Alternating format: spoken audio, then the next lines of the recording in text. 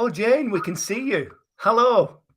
Gosh, stranger, blast from the past. You keep coming on these little webinar things, don't you? It's really good. It's really good to have you present. Hello, Adam Gardner. Hello, Andy Anderson. You all right? I'm all right, thank you. I'm very much looking forward to next week. Same. It's going to be awesome. It's going to be really, really good. And hi, Liz. Hi there. How are you? You okay? I'm good, actually. Yes, thank you. Very good. Nice to see you. Are you all set for next week as well? Yes. We're We've almost. got the emails set up. We're good. We're just waiting for text and things and a footer. We just need a footer. A footer? Yeah, for the bottom of the email so that it, comes from... Oh, like a signature, you mean? Oh, just listen, just cut and paste mine and then just put your details in, just like Lisa's done. That'll be fine. That'll be great.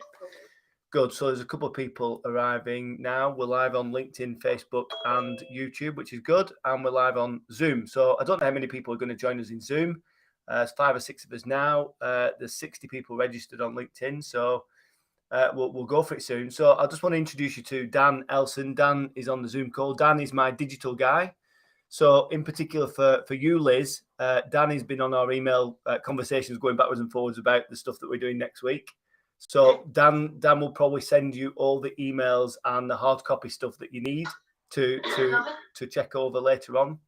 So that'll be good. And also, Dan, I've been working with Dan on digital marketing, my digital marketing for about 2 or 3 years now. So Dan's going to help me with this session. So because he knows his stuff. He's been in digital marketing now for years and years, and he knows his stuff. So hopefully we're all going to learn something new today. Hi, Steve Howarth. Nice to see you. I think you're on mute. I can see your nice picture. Yes, you can hear me. I can hear you. Yes, I can. I can.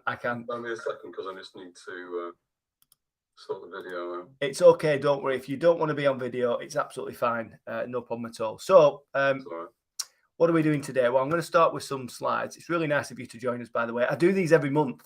So every month I kind of try and unpick identify a business problem that lots of business owners suffer from. And I use some of the methodology that I use in my day job to try and help you fix those things. And it's totally free of charge. I just want to give as much value as I can in the hope that someday someone goes, oh, thanks for that. What else do you do, Andrew? Can we do some more stuff together? And can we work directly together? Because that's what normally happens. And it's a really good experience when you work with me, as I'm sure Adam will attest to, who's just started to work with me. He starts up next Wednesday, him and his board. So maybe in the next session, Adam, you can share with everyone who's on the next workshop just how good it is and how impactful it's been. Okay, good. So today's about marketing. I'll just jump in. Hi, everybody. Go on, Dan. I don't know if you pressed the play button yet, but I can't see it broadcasting on LinkedIn. Oh, well, it's definitely. It says waiting for broadcast. Oh, well, it should be. It's telling me that we are online and live, and we've got people watching. Okay. Well, we'll send people the replay afterwards. Bloody technology. Do we know any techies in the house, Adam? Any technology people? That's what they're doing. Also, as well, just before we start, just make sure you hit that record button. I'm doing it right now. Recording in progress. There we go. Thank you, Dan, for making sure I hit the right buttons. Okay, let me just share some stuff now. So let's get the slides. Let's share it on there. And let's share it on here. Where are we at? Here we go. Okay, so can you see the screen? Can you see the slides, by the way? Yeah, it's all there. Good. That's good. So I'm Andy Henderson. This is a workshop about marketing, really. And it's a bit of lived experience of mine that has channeled me to do this today because, 2 or 3 years ago, I didn't have a Scooby-Doo about marketing. I didn't know what it was, what we needed to do. And I kept asking myself questions about why it's not working. I had something great to offer the universe, the world, and no one was listening. We came up with a methodology to identify and fix that problem. And I want to share that methodology with you today. So my whole methodology, my wider piece of work that I do, it's called Success GPS. It's a framework to help businesses grow and to help businesses grow in the right way. And when I talk about the right way, I mean, you know, businesses that gravitate to want to work with me are businesses that really want to make a difference. They want to make a difference in the world, not just make a difference for the customers that they serve, but they want to make a difference in the teams that they grow and build within their organization. They want to create a great place to work and a great place to be a customer, which is very, very different to just wanting to make money and to focus on making money. We want to make a difference, because if you focus your energy and efforts on making a difference in the world for your customers and your people, money just comes anyway. But when you focus on money, there's no meaning in money. When you focus on money and ego and status, it comes from a place of fear. And it's not something that we want to chase, because actually it will never make us happy. But if we focus on making a difference, making impact in the world, that's going to lead to a working life that's very fulfilled, that's full of meaning, and the team behind you that actively believes in the work that you do in your business, and they belong in that work, and they get fired up about making a difference to the customers as well. So very excited to be here. Thank you all for joining us. So we're going to dig in. So I'm Andy Henderson. I'm what you call a Sherpa guide. I'm not a business coach. I'm not a business consultant. I'm not a business mentor. I don't identify with any of those phrases. In fact, many business coaches and mentors and consultants that I've met, I don't really identify with them as people either. I call myself a Sherpa guide because I believe that growing a business is like climbing a mountain. It's really hard. And in particular, you know, sometimes you get halfway up that mountain, you feel a bit sick and tired and out of breath. And sometimes you want to come back down. But if anyone's ever climbed a big hill, a big mountain, the thing that keeps you going to the top is the feeling that you're going to get when you get to the top, that feeling of making a difference, that feeling of pushing through the pain barrier, the feeling of doing something difficult, the feeling that you get at the top, you've got ultimate clarity, you can see for miles and you feel really proud of yourself. That's the stuff. So, you know, the concept that I talk about very often in business is, you know, in order to grow a business, you must understand where you are right now. You must understand exactly where you want to be. You must understand exactly how you're going to get there. And when you understand where you are, where you're trying to get to, and you understand why you're trying to get to that place, then you've got a purposeful focus on growing your business. And when you've got a purpose and you can feel yourself making progress between point A and point B, then it leads to a feeling of fulfillment. And I think if we're honest with ourselves, that's what we're all chasing. We're all chasing a feeling of fulfillment, like we've made a difference, like we've done some good in the world, like we're building a legacy that lives long after us. So we're all here. So we've got some people on Zoom. So by all means, the people on Zoom, I'd love you to interact. So if there's anything you don't understand, or any examples you want to throw in, or any questions you've got, please just take yourself off mute and interrupt me at any point in time. I might swear a little bit because that's just what happens sometimes. And when I get excited about certain concepts, I talk a bit quickly. So again, if you don't understand or if I'm speaking too fast, please slow me down. So yeah, the Sherpa guide, that's me. I'm going to guide you on the journey. I'm going to inspire you and motivate you, hopefully. I've got some experience of the terrain. You know, I've not just read this stuff out of a book. It's my intellectual property. And I've been in, you know, this is my third or fourth business. I've ran one of which, the first one of which, I transformed a failing IT business from a £12 million business that was going backwards to a £25 million business that was going forwards quickly. And I did that in 3 years. And we grew that business with 20% less people because we created belief. We created belonging, and on the back of belief and belonging, you create a team that is high performing. And when we sold that business in 2017, I started to think about how I could teach what I did to others. And the culmination of that is the platform, the framework that I provide to business owners called Success GPS. And Success GPS, the cornerstone of that is this map that you can see on the screen. Every good Sherpa guide needs a map just in case they might get lost. And you can see on the screen, it's reasonably self-explanatory about a business journey. You've got a start point on the left. You've got the destination at the top of the mountain. You've got that journey broken down into stages. And you've got some boxes in the top left. Now, one of those boxes we're going to cover off today, and it's all about marketing. It's all about trying to help you understand and give you a framework to work to that will help your marketing work. But I think, first of all, we probably need to understand and just define really quickly what marketing is. Just before I start, though, has anyone got any questions? Are you all in the right place?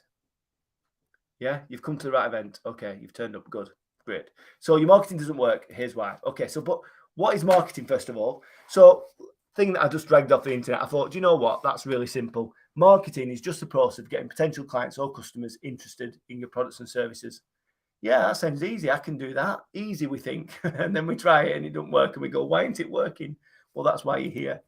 I'm hopefully with Dan's help, we're going to help you understand that. But there's so much to think about when you think about marketing. 2 or 3 years ago, no, in fact, it wasn't 2 or 3 years ago. It was 2 years ago. We were doing great with Facebook ads. We were attracting lots and lots of the right people. We were making lots of sales, and it was brilliant. And then all of a sudden, Facebook and iOS made a change, and it stopped working overnight. And as good as I'm in business, I actually made a big mistake in the fact that I only had one sales and marketing channel on, and it was Facebook. And when it stopped working, I had no sales, I had no marketing, basically no leads, no inquiries were coming in. So the purpose of this slide is to share with you the fact that there's so many channels that you could use to market your products and services. Now, it'd be commercial suicide as a small to medium business to turn all those on at once, because obviously there's time involved, there's cost involved, a lot of cost. But also, one of the things we need to consider is the customers that we really want to serve, the customers that really need our products and services, might not be listening to those channels. Not all of them, certainly. So we've got to really think about our customer, and we've got to really think about who they are and what they do and stuff, and what channels are on to them, what channels are open to them, what channels are they listening to. And that's part of today. That's part of today's conversation, really. So something that I found as well yesterday when I was just pulling some of this stuff together is something that I really believe in here, and it's by Peter Drucker. And he says, the aim of marketing is to make selling superfluous, which I think basically means redundant. The aim is to know and understand the customer so well that the product or service sells itself. And that, to me, is the absolute key. If we understand, as business owners, your primary job is to understand your dream customer, the customer that you really need to and want to serve. You need to understand them more than they understand themselves. So when you create marketing, it gets their attention, it pulls them towards you. And when you're selling, you don't even need to sell. It's just about helping them. It's just about helping them engage easily with your products and services. Does that make sense? Yeah. So when we understand more about our customer, we're able to get their attention. We're able to relate to them very, very easily. And by the time they come to you, if your marketing is done right, they're already well into the sales process. And it's a great feeling when that happens. Does that sound good? If we can do that, if we can give you some guidance as to how to identify and really understand your customers better so that you're better able to market to them, would that help? Okay, so here's what we need to do. So I'm going to give you a bit of a framework. It's not a framework that I want you to do in this session, but by all means, write some notes. I'm going to send the slide deck over to you afterwards. And also the replay will be available as well because we're recording it. So you'll have everything to hand, but make some notes about any concepts you think, oh, wow, that's cool. That really makes sense and whatever. And then you'll have some notes to refer back to when you get all the assets afterwards. So before we start marketing, before we start even, how many people have you ever spoken to that have spent money on marketing and they've told you it just doesn't work? It just didn't work. They spent $5,000 or $10,000. They've done some Facebook ads and they think Facebook is rubbish because it's not returned any leads or inquiries for them. Maybe you've had the experience yourself where you've spent money on marketing and it's just failed. Is that right? Yeah. Well, there's a big piece of work that needs to be done before you market anything. And it's that piece of work that I'm going to guide you through today. I'm not going to tell you how to design the right looking brochures. I'm not going to tell you how to build the right looking website that says the right things. I'm not going to help you design the best marketing campaign. What I'm going to do is explain to you, if you've done marketing before and it's failed, this is probably the reason why it's failed, because you haven't done this bit first. Running Facebook ads is dead easy and super powerful. And this isn't a course about Facebook ads, by the way. It's not a workshop. I'm not going to talk about them hardly at all. But people fail. They'll spend money on it and they'll go, it doesn't work. It's a waste of time. It's not a waste of time. It's because you haven't done this bit of work first.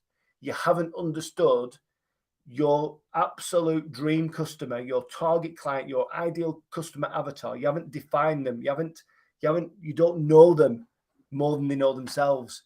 And that's the primary thing that we've got to do first. Because when you know this stuff, your marketing will work.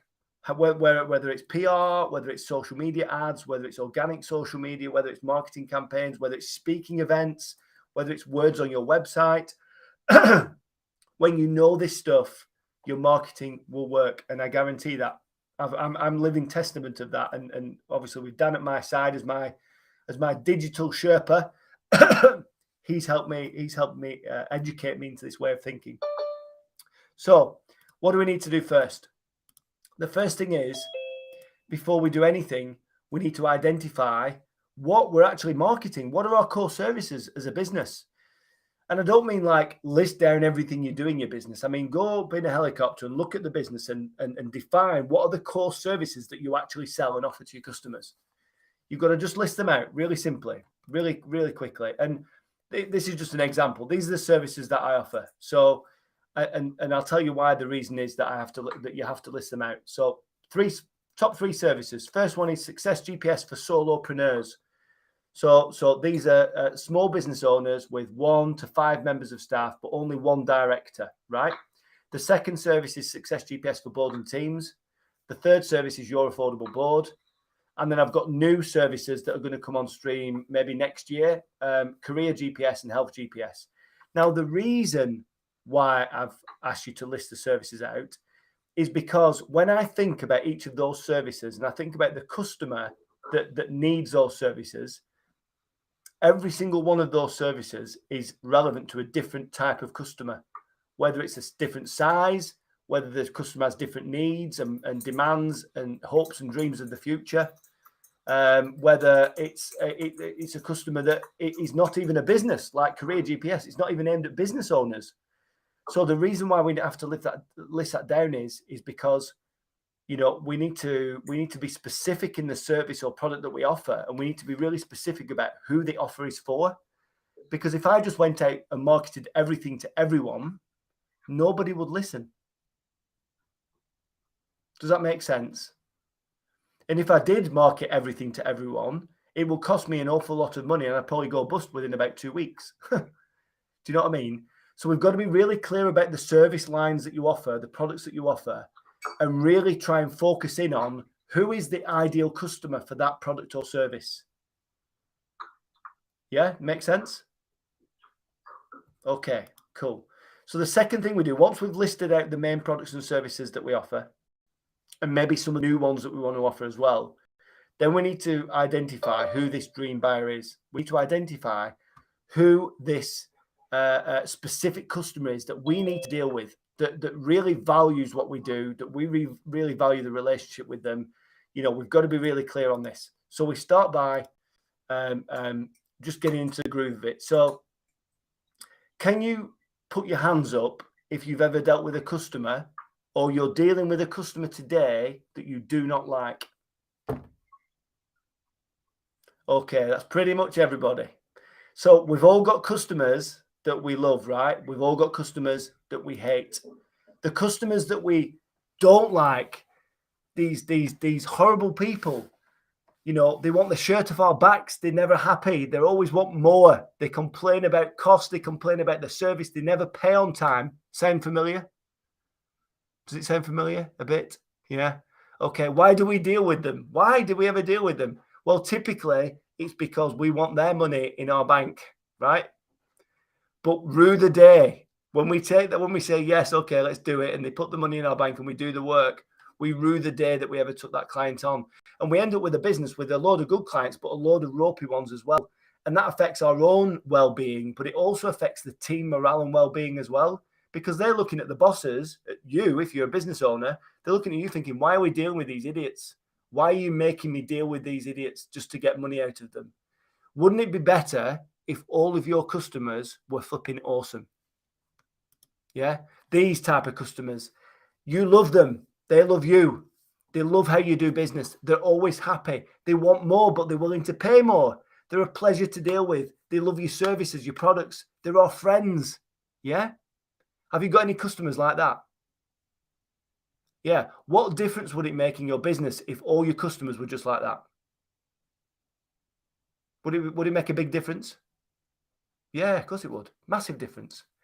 So we call these types of customers, just for the purpose of today, we call them dream buyers, right? The dream buyers, people who we just flipping absolutely want to deal with because we know we can make a massive difference to their lives, and we know they're going to appreciate it, they're going to value it, and they're going to pay us handsomely to provide and carry on providing that service. And when we release new products and services, they're going to buy those as well because they can't get enough. And when we see them down the pub or in a restaurant, we go over to them and say, how are you doing? When they ring us up, it's like, yeah, I can't wait to take your call.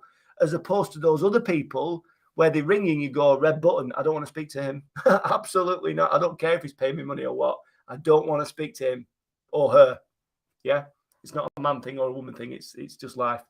So we call these our customers our dream buyers. So how do we differentiate between the two? Well, this is where it gets deeper. And this is honestly no, there's no smoke and mirrors here. There's no like, again, this isn't textbook stuff. This is stuff that I've had to fight with and do. In fact, Dan will tell you, you know, I've done this dream buyer exercise probably 12 times now in the last 2 or 3 years and optimized and got clearer on my customers each time. And every time we create a new product or service, Dan will say to me, Andy, we need to do the dream buyer exercise again. And it makes me feel sick because I've done it that many times. And I teach this stuff as well. So literally, I'm living and breathing this every day. But it works because my customers, and I'm not kidding you, and Adam will know this Adam Gardner, who's on Zoom now, he'll know this in a few weeks' time. My customers experience massive results really quickly once they get beyond this bit because they suddenly see it's like you're living in the matrix with the customers that you want to serve. And you start even getting to the point where you stop serving customers that you've got. You get the confidence and belief that and the knowledge that these customers are doing us no good. So we stop dealing with them. But only as long as the front end, the marketing is working and it's bringing in more and more of the right kind of customers to fill that sales pipeline. So we've got to define. Yeah, who's that? Just to jump in there, yeah. So this is kind of not ever set in stone. It's something that over time you get more and more data, and over time you more and more refine it.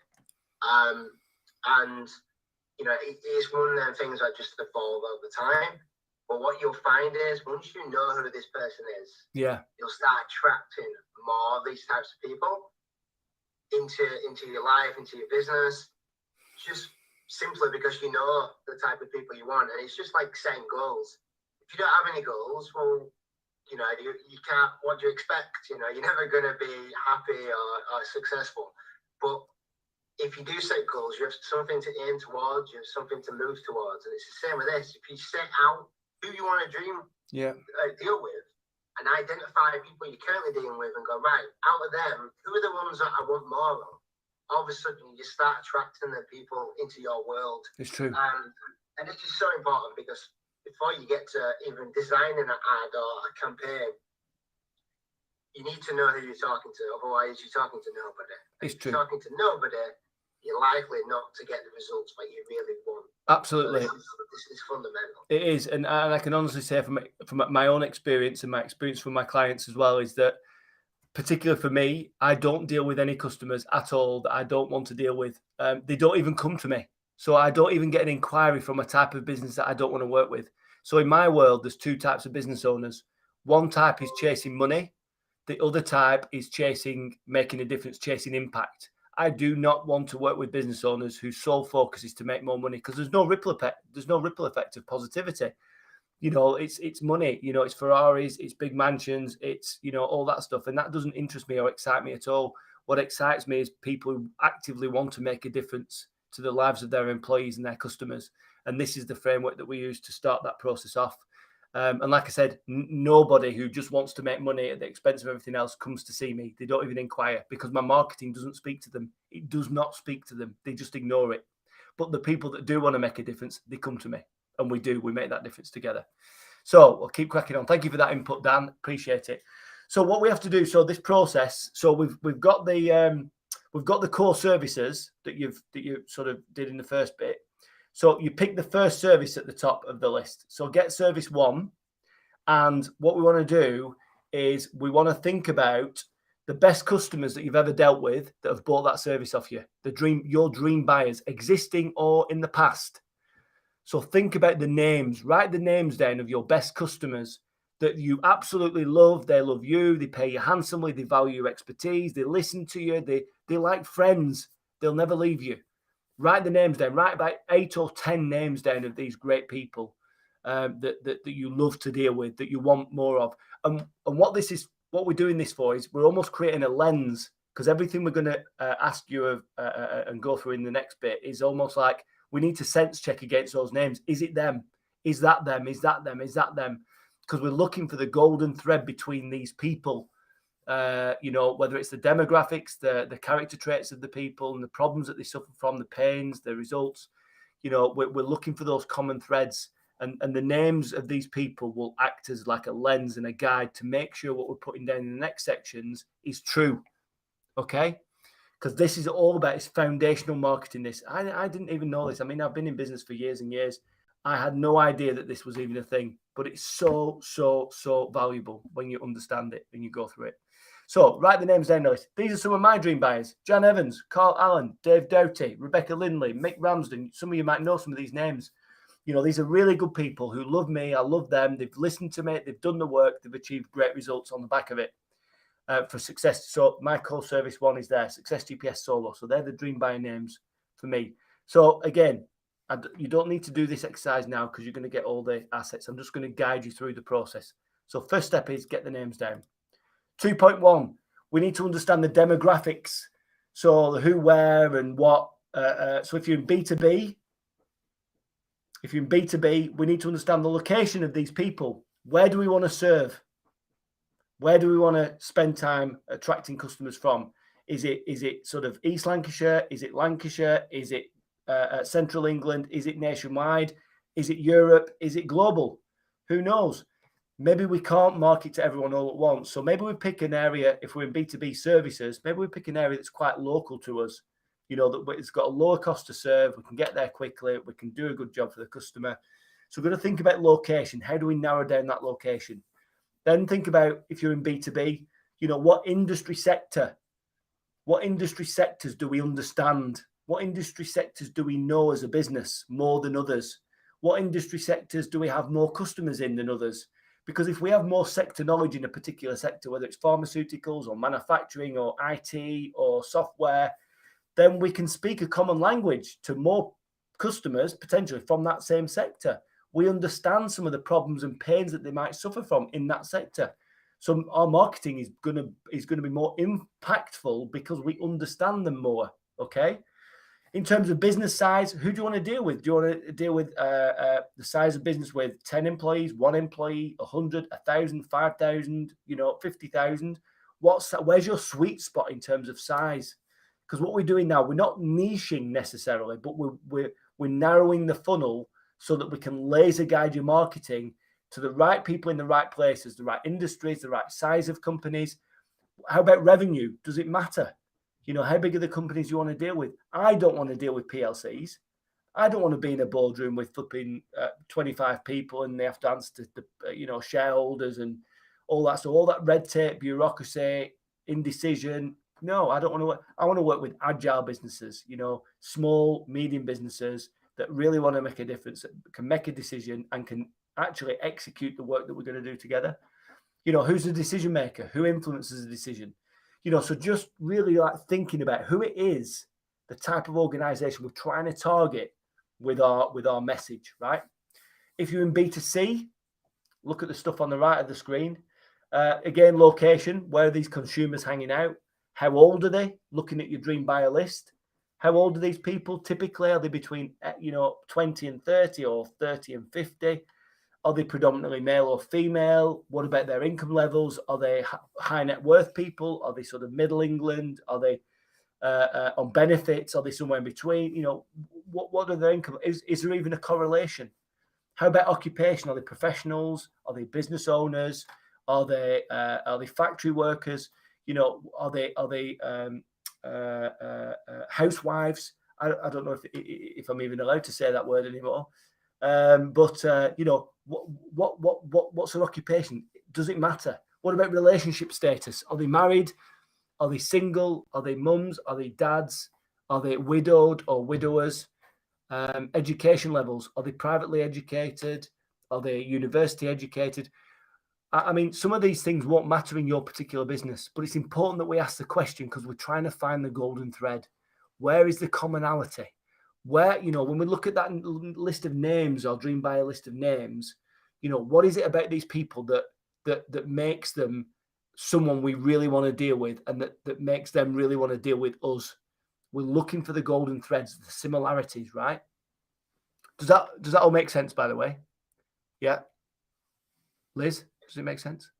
Yeah, okay. Just checking. Okay. Just as out of curiosity, has anybody ever even thought about asking these questions or wondering, you know, why your marketing potentially is not working? Have you actually got to this point?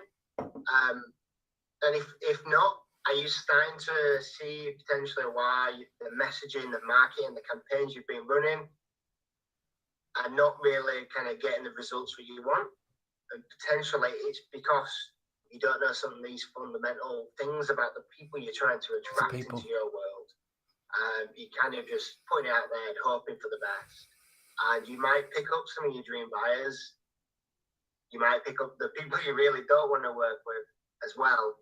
So what we're doing here is really laser focusing, laser targeting on people that we want to attract, and we want to pretty much put off the people that we don't. Exactly. So, you know, anybody shout out if anybody if this is kind of resonating and you really understand it. Actually, now we understand, you know, already, we're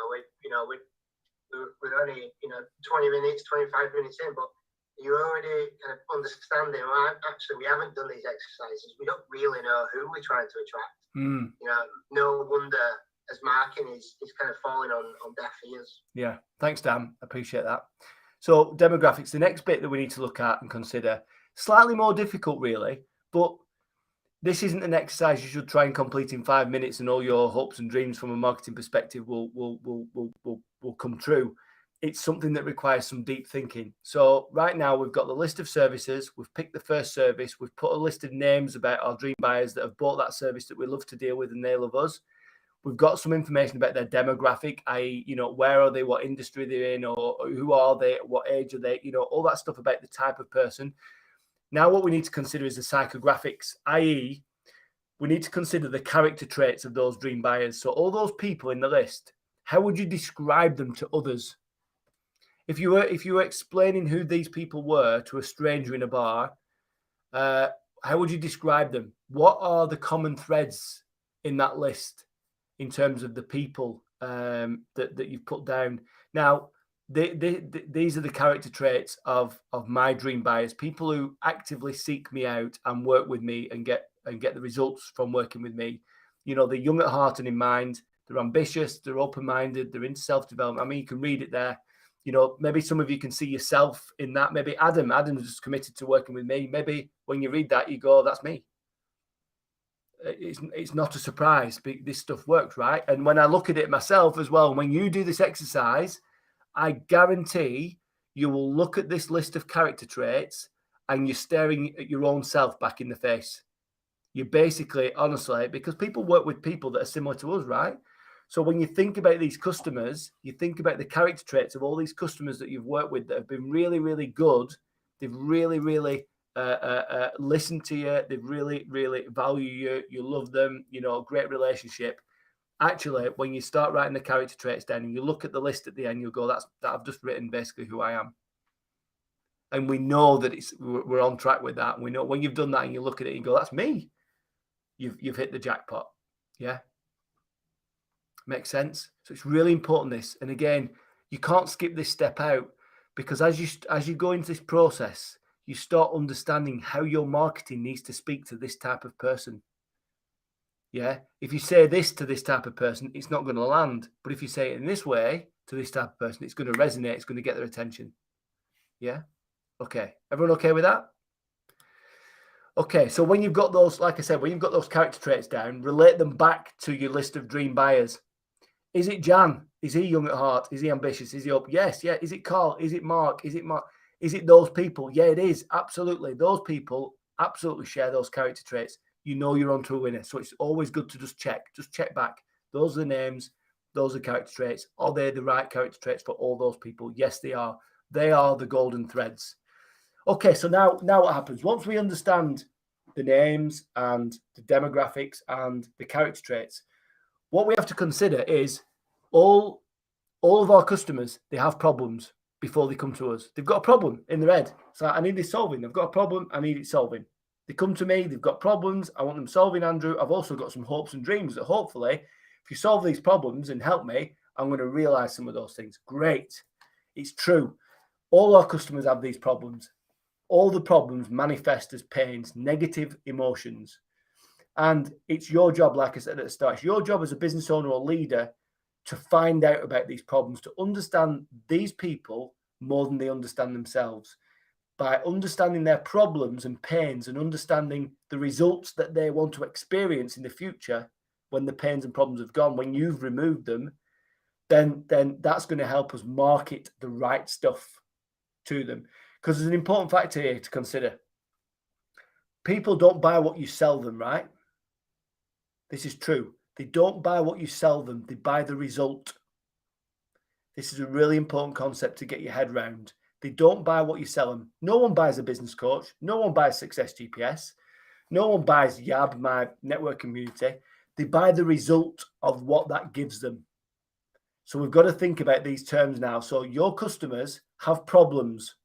What are their problems? They have pains that manifest from the problems. They have emotional, negative emotions associated with the problems. They also have a desire to achieve a particular result. So that's the next three bits.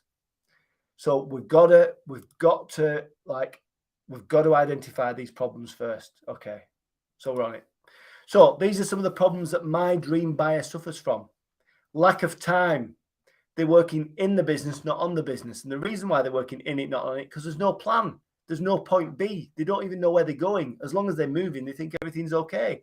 But moving up and down, left and right every day and round and round in circles, that just leads to tiredness and a wasted energy and money and everything else.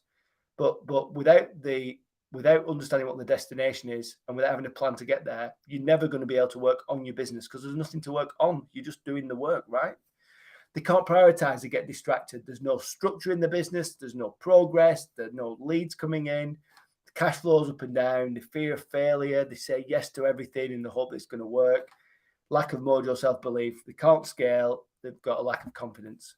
So there's some of the problems. So I want you to do the same. What problems do your customers have? Do your prospects have right now? You know, these people, these names, demographics, psychographics. What are their overriding problems? Yeah. And then when you've identified each of the problems, every one of those problems that they have, they've got a negative emotion associated with it. So think about, you know, if someone's got a lack of time, think about what that leads to in terms of a pain. So there's some words there. It's a horrible slide, that actually. I should have amended that. But so time is the problem. The pain is they're doing everything. They're not doing it well. Poor quality. No bandwidth to cash or scale. They've got a poor home life. You know, if someone's got no time, they're probably working 60, 70 hours a week. They've promised the kids that they'll take them to ballet or football. They've promised they'll be home for tea. They've arrived 2 hours late. The dinner's in the dog. The kids are crying because they haven't gone to football and ballet. You know, you feel guilty. You know, and as business owners, very often we feel guilty when we're working, and we also feel guilty when we're not working. Don't we? Because we should be working. But when we're working, we feel like we shouldn't. We should be with our family. You know, it's really difficult.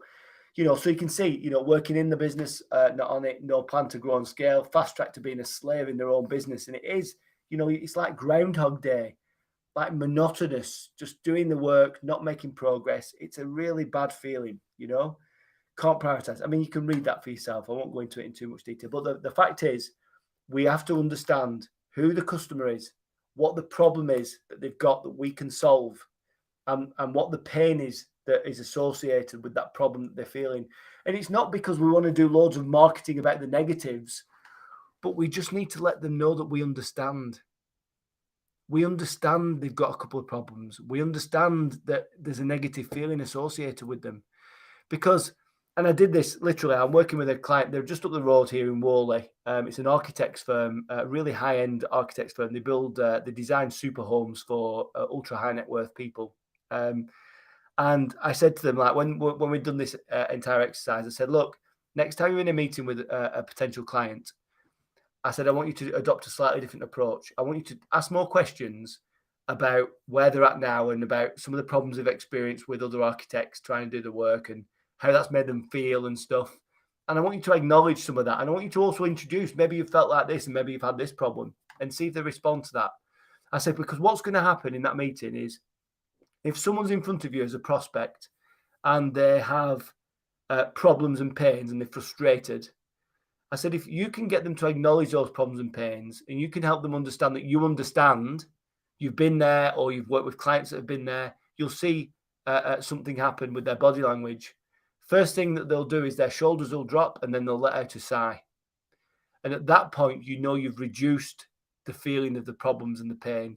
You know that they now feel much less frustrated because they've put the stuff on the table that's frustrating them, and they feel open enough to share that with you, and you've acknowledged the fact that you understand and what you do in your business helps solve those problems. So they're now open. And at that point, you can then start to help them understand what the results are that they're going to get by working with you. And you start building up the positivity and enthusiasm for working with you and achieving those results and hopes and dreams. And it's magical. And the great thing about marketing is you can use it to get them to do the shoulder shrug and let the sigh of relief out in the words that you put on your website and in the campaigns that you're going to run and maybe in the telemarketing that you're going to run.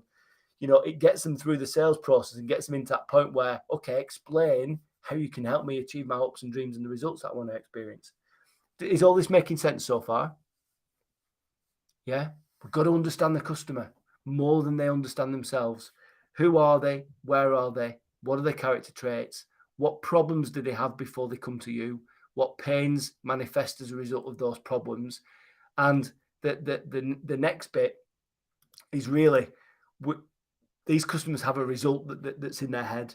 You know, they've got pains and problems. And sometimes the pains and problems are that severe, they can't think about the result. All they can think about is getting rid of the pains and problems. But if they're not as severe, they're just frustrations, it's like, right, I need to get rid of these frustrations, but my ultimate desire is to get to this point, is to achieve this. This is the result I'm looking for. So this bit is all about, you know, you've got to think about what is the result that you deliver to your customer. What is it? People don't buy what you sell them, they buy the result. So what is the result? So like, example, kitchen fitter. Phone me up. It's 2 years ago. This Ian Crossley's called. Phone me up. Andy, I want to do your course. I've heard loads about you. Blah blah. Right. Okay. Ian, what do you do? I'm a kitchen fitter. Okay. Well, Ian, what do you really do? Tell me about what you really do. He said, I fit kitchens. I said, no, you don't get me. I said, I want to know what you do. What is the big result that you're doing for your customers? He said, Andrew, I'm getting fed up with this conversation already. I fit kitchens. I fit new kitchens, worktops, cupboards, drawers. I said, no. I said, I'm sorry, you don't understand me. I said, what you really do is you build a new heart of the home. Nobody buys a new kitchen because their existing kitchen is broken and pots and pans, knives and forks are scattered around the floor because the kitchen's hanging off its flipping walls and stuff. Nobody does. So why do people buy a kitchen? Because they want to build a new heart of the home. They want to build a space where people, friends and family collectively come together. There's champagne corks popping, there's ice going into empty glasses, there's laughter, there's music on. You know, they want that space. They want to show off to their friends. They want a space in the morning where the family can have breakfast together and talk about stuff. They want a space for evening meal where the family can talk about the day they've had and what they've done at school and what you've done at work, Dad, and all that sort of stuff. You know, it's not the new kitchen that they're after. It's the feeling that they get when it's in and they're experiencing that space, right? Same with the landscape gardener. Landscape gardener, you know, you'll see him advertising. Yeah, we do fences and flags and bloody pavements and ponds and whatever. They don't do that really. What they do is give you the opportunity to have your holidays at home in the back garden. I mean, how good is it when it's sunny in summer and you're in your back garden, you've got the drinks going, you've got the barbecue going, your garden looks immaculate because it's just been landscaped. That's what you're buying. And it's that they need to sell. Yeah, don't sell flags and fences. Sell bloody holidays at home. Yes, I'm flipping having that. So what do? What is the result that you deliver to your customer? Thinking about those kind of analogies. You know, for me, what is the result that I deliver to my customers? You know, I help them make a difference. I help them feel good about the work that they do. I help bring back meaning into their working life. I help get them excited and enthused and, hopeful of the future. You know, they're some of the softer things. You know, what are the hard things I do? Well, I help them generate more revenue, profit, and customer wins really, really quickly. I'll help them generate and develop a really positive culture full of belief, belonging, and high performance. I'll help them create a laser guided focus on the future so that not only do they know where they are and where they're going, they've got the exact step-by-step plan to get there that they can share with their team and bring them with them. You know, I'll help them create an aspirational brand.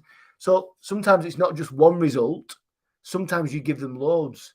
Yeah. But we've also got to think about, okay, when we've given them those results, what does that enable them to do more of or be more of? Yeah. So once they've had that result, because very often customers have in their head, I want more. So this is an example, a real life example from my own world. So I do Success GPS, right? And I do it with small businesses. I do it with larger businesses. So this is an example of going into a larger business. Let's say there's 4 directors and I'm doing this thing. So 8 weeks, we do a day a week for 8 weeks and it's a transformational thing. Great. So I've done that loads now. And I got to a point where after we'd done it, so the headline marketing that I was using was, you know, increase your revenue, profit, customer wins by 2, 3, or 4 times in the next year, right? So that's kind of the headline stuff. But then at the end of the 8 weeks, what the board members were experiencing was a massive mindset shift, but also a cultural transformation. And that cultural transformation for me is the magic. And that's where I flipping love that bit where the whole board and the business get the plan. They all start to feel it. They all start to understand it and get it. They all feel part of it. That's a massive bit for me. So I said to Dan, and Dan, remember, let's switch up the marketing. We need to talk about culture. We need to talk about cultural evolution. We need to talk about the fact that Success GPS will deliver flipping culture full of belief, belonging, and high-performing teams. Brilliant. We did it. I didn't get any leads or inquiries for about 2 months. It's because what is in the board members' head when they first contacted me is not culture. It's not evolution. It's not belonging and belief. It's I want more sales. I want more profit. I want more customer wins. And I want a plan to do it. Yeah. So you've got to be careful when you're talking about the results often come in stages. So you've got to think your customers, these dream buyers that you've served before, what was the overriding result they wanted in their head straight away? What was the big thing they needed right now? Bang, I need this. So think of it in stages, right? First of all, my headline marketing is going to say that. And when I sit with the customer or when they get the next bit of marketing, it's going to say, yeah. And once you've got that, that's going to enable you to do this. Wow. Is it? That's amazing. Yeah. And when we've got that done, this is going to enable you to experience stage 3 result, which is this. And that's unbelievable. You know, because if you were to market stage 3 to someone who only wanted stage 1, it's not going to work. If you were going to market stage 1, 2, and 3 to someone who only wants stage 1, it's not going to work. It's going to overwhelm them. So we just give them what they need. They come in, they buy the product or service, we do the work, we introduce them to stage 2 and they go, oh my God, it's like you read my mind. Yeah, well, we have. We've just done this exercise with Andy. We've read your mind basically because we know who you are. We know what you need. We've been here before many, many times. Yeah. So we've got to get the results down. So, so example there, it could be a physical result, like they want more customers, more time, more profit. It could be emotional, like they want to be happy, they want freedom, they want to be healthier. You know, what is the big end result that you deliver? Does anyone have any examples? Does anyone have any thoughts just now about, yeah, this is what we do. This is the result. Or are you still chewing that over? It's not an exercise you can do in an hour, isn't this? It needs half a day. And if you've got a team of people work with you at senior level, or you've got a business partner or whatever, do it together, because your perspectives will be slightly different. But when you bring them together, you create the truth. Yeah. So we define the services, define the dream buyer names for service number 1. Then we start to look at the demographics. Then we look at the character traits, problems, pains, and results. Okay. Does that all make sense? Okay. Any questions so far? No? Okay. The last bit in the mix. In fact, there's 2 bits. And I've only got 9 minutes. So I'm going to have to be quick. I've got another Zoom call at 1 o'clock with a client. And I need to prepare for that as well, because I haven't done it. It's okay. It will be fine. So if your customers have got problems and you fix them, if they've got pains and you fix them, and you've given them a result, you must have some evidence to back it up. You must have some anecdotal stories of this customer. You took them from point A, pains, problems. You took them to point B, result. Tell stories about it. And these stories are great, not just for your website, but if you've got an internal team of people, tell them to the people. Because one of the catastrophic failures in lots of businesses is they've got people working in silos all over the place doing a job, but there's only 1 or 2 people get to experience the sheer delight from the customer when you've done the job. When everyone's worked, person 1, 2, 3, 4, 5, 6, 7, they've all played a part in this customer journey, but only person 7 gets the flipping feels from the customer because they've shaken hands and said thank you.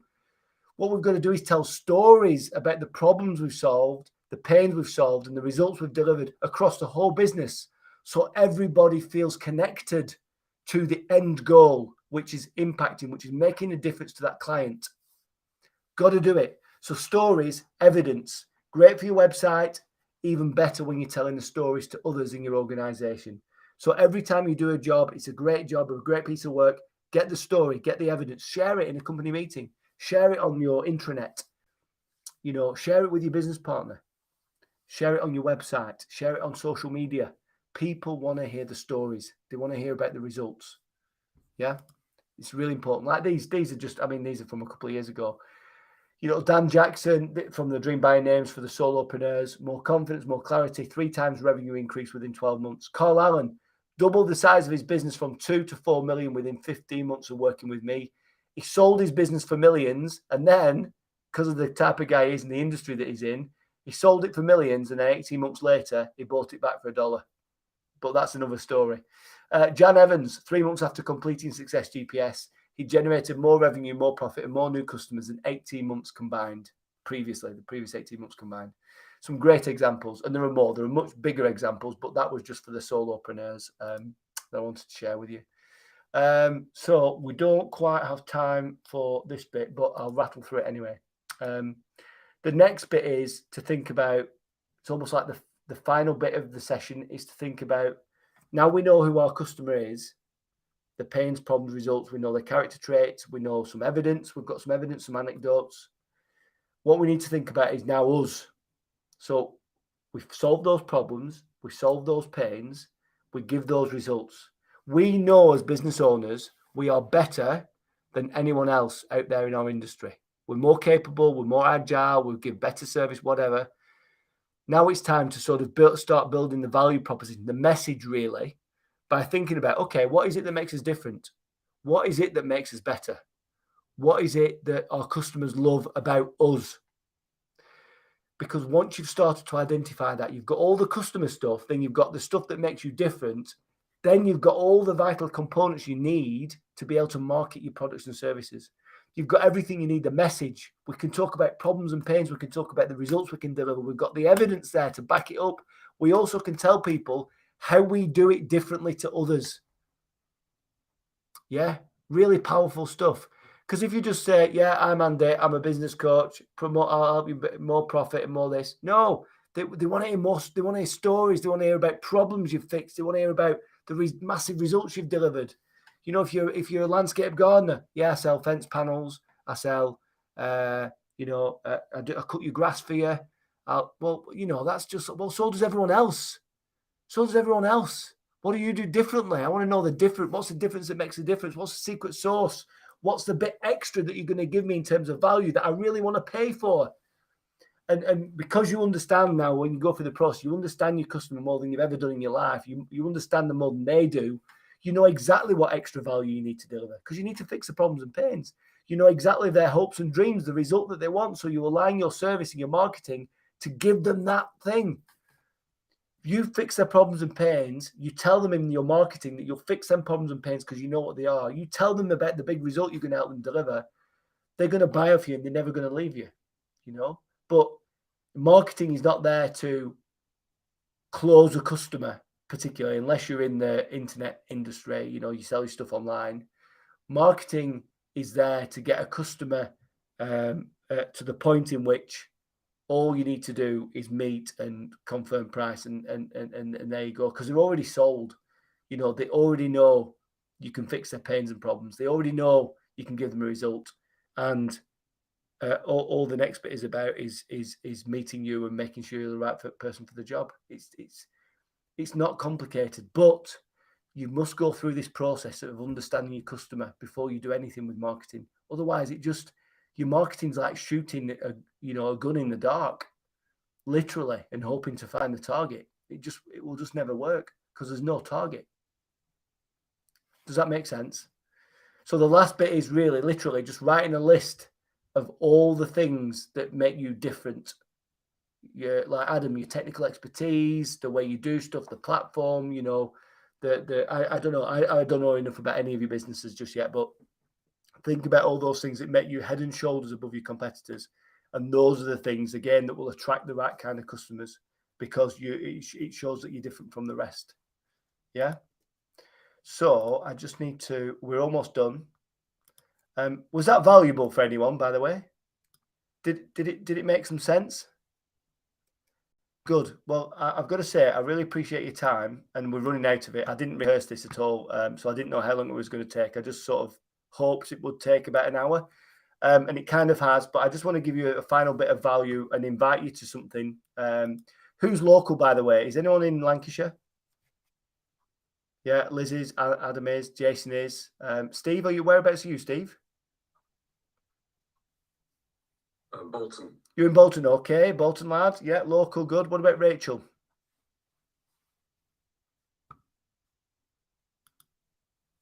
Okay, we don't know. So Rachel is not with us. So let me just make sure I'm sharing this. Just 1 second. Where are we here? Window. So I really appreciate you joining me. And I want to give you a little bit of a gift for this session. So can you see that okay? Yeah. Okay, so this is something I do in my spare time. It's not really. Your Affordable Board is a community of business owners that care about making a difference. And I want to invite you to the next one if you'd like to. So all business owners have problems. We all have problems. When you've got problems, who do you talk to about them? Maybe you talk to your board members, but some problems you can't share because of that vulnerability thing, the ego thing. Maybe you talk to your wife or your partner or your husband, but yeah, they'll listen and maybe they don't understand. Maybe you talk to your friends down the pub, but they'll listen and don't understand. So this is a group. This is an absolute brilliant group of business owners where we're focused on structured helping, not awkward selling. So basically, we trade knowledge with each other. We don't sell to each other. So trading knowledge, not pictures, is like our strapline. And what it is, it's a problem-solving factory for entrepreneurs, for business owners. It's a community helping each other succeed. It's a platform for building profound relationships and friendships. It's not a normal network event based on desperate selling. It's not a chance to do a 45-second pitch. It's not, as you can see on screen, a caffeine-fueled frenzy of business cards and pinstripe suits, because we don't want, and I can see no one's got pinstripes on in the room, so that's good.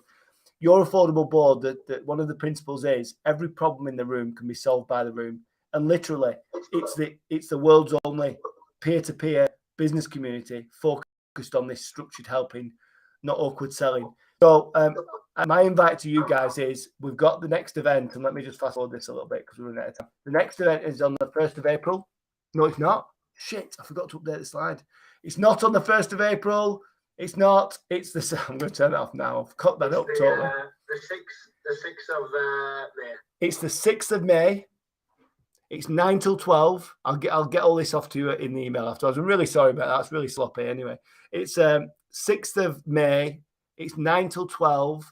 There'll be about 32 of us in the room, all business owners from 100K revenue up to 4 or 5 million, every single industry. The golden thread between us all is that we're there to make a difference. So it's not about selling. It's about identifying problems and using the group and our experience to solve some of those problems, because we all have them. So let's solve them together. So if you fancy it, it's in a place called Lango, which is kind of between Blackburn and Preston, so not too far away from you, Steve. I don't know where you are, Jason, but I'm hoping it's not too far. Blackpool. Yeah, Blackpool, yeah, not far at all. It'll take you about, it's just down the A59, so it's going to take you about 40 minutes from Blackpool if you fancied it. Same for you, Adam. You know, you're welcome to come. We'll send over details in an email, but you can come as my guest. It's totally complimentary, and we'd love to see you. So thank you for your time. Hope it's been helpful. Please do the exercise and think about it, because I promise you, from my own experience and my experience of all my customers I work with, it really, really works. Okay, Adam, you don't need to do it because you'll be doing it a week on Wednesday. Okay, so listen, thanks. If any questions before we go? No? Okay, good. Thank you, Andy. Nice to see you all. Thank you for sparing your time with me, and I might see you next month in the next one, which I don't know what the content title is, but I'll make it up and I'll let you know shortly. Okay, see you all soon. Bye, everybody. Bye. Thank you. Bye. Bye.